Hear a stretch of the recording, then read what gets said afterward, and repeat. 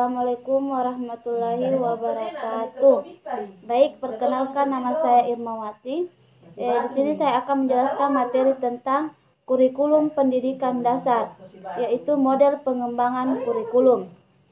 Yang pertama itu model pengembangan kurikulum. Model pengembangan kurikulum pada dasarnya merupakan suatu proses yang merencanakan, melaksanakan, dan mengevaluasi kurikulum yang pada akhirnya menghasilkan suatu desain atau rancangan kurikulum.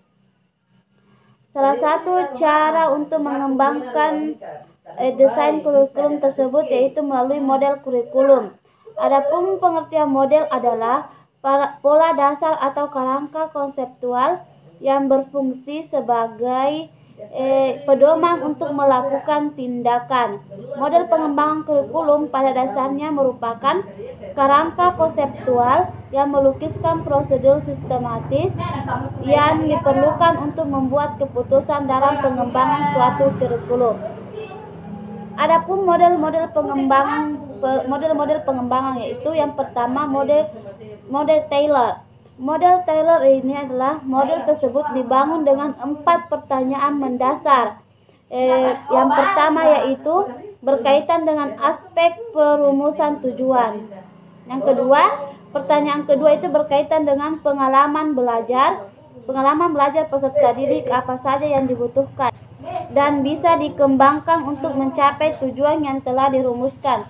Pertanyaan ketiga yaitu berkaitan dengan pengorganisasian atau pengaturan pengalaman belajar dalam proses pembelajaran.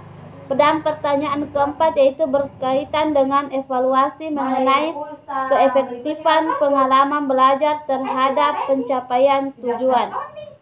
Kemudian yang kedua itu model Beauchamp. Model kurikulum yang diformulasikan oleh George A. Beauchamp terdiri atas 5 langkah penting pengambilan keputusan dalam pengembangan kurikulum. Kemudian yang ketiga itu model Saylor, Alexander, dan Lewis. Saylor dan rekan-rekannya mengadopsi pendekatan administrasi untuk mengembangkan suatu kurikulum. Penetapan tujuan umum dan tujuan khusus dipengaruhi oleh 2 hal yaitu kekuatan eksternal dan landasan kurikulum. Kemudian yang keempat yaitu model Taba. Model pengembangan kurikulum yang dirancang oleh Hilda Taba menggunakan pendekatan induktif. Kemudian model Oliva. Model Oliva itu menurut Peter F. Oliva, model pengembangan kurikulum harus mencakup 3 kriteria, yaitu sederhana, komprehensif, dan sistematis.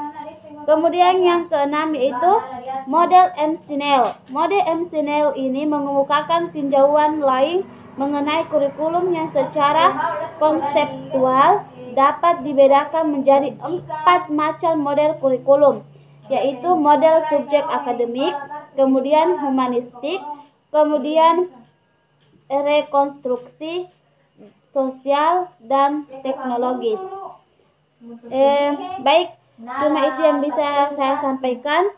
Kurang dan lebihnya mohon dimaafkan. Assalamualaikum warahmatullahi wabarakatuh.